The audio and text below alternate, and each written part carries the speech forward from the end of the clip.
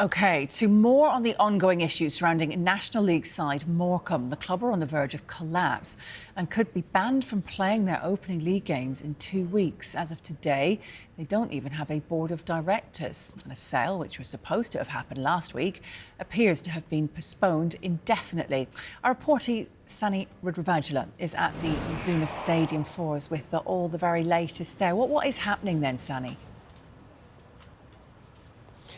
Well, good morning. Yeah, can you imagine if on Saturdays you didn't have a football club to go and see? Well, that is the prospect that Morecambe fans are facing at the moment. They've come out in force today because today paperwork needs to be submitted to the FA, to the National League, that shows that they're in the right place to actually play football. And at the moment, it doesn't look like that's the case. So we've come down to Morecambe to find out exactly what's going on. Rod Taylor, you were on the board for 31 years until resigning just last week. The situation's supposed to have been that the club should have been sold, on the 7th of July. What's going on? It's a moving feast, really, Sonny. What has happened is Jason Whittingham has a buyer. So that's the current owner, Jason Whittingham. Owner, Bond Group Investments Limited. He's got a buyer, Punjab Warriors. Those discussions and negotiations and that deal's been struck over the last 18 months at the point to where it's ready for signing.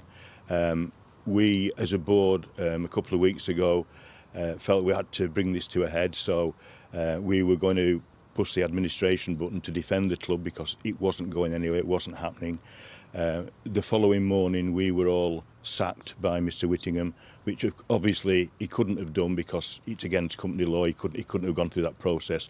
So to protect the club and to make this not a protracted situation, we all resigned. So we had no directors. And then the following day, we got a message through that would we go back on the board, because obviously he needed somebody to sign this deal off from a board perspective. We all went on block because we're a team, we worked together, and so we all went back on, and still the deal wasn't done over that last couple of days as he intimated, so we resigned again. So do you know why the sale hasn't happened? Because everything's been agreed. We know Punjab Warriors, the group who are supposed to be buying the club, have already put money into the ownership as well, so there's money been put in. And the sale hasn't happened. Do we know why this is happening? Yeah, there's substantial funds come into the football club, and it's in the public domain as well that money's gone into Bond Group Investments as well from Punjab Warriors.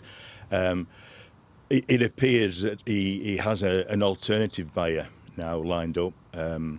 We haven't got full details of that. We're not privy to that at the moment. We're acting not as officials of the club. We're arm's length from that, very much so.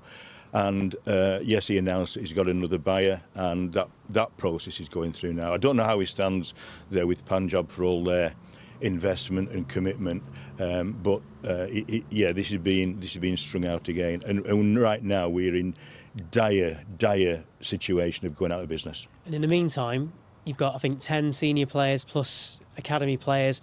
They've not been paid. The staff now haven't been paid here for 3 weeks. I mean, the staff have opened the stadium. They were still working today. Nobody's been paid here.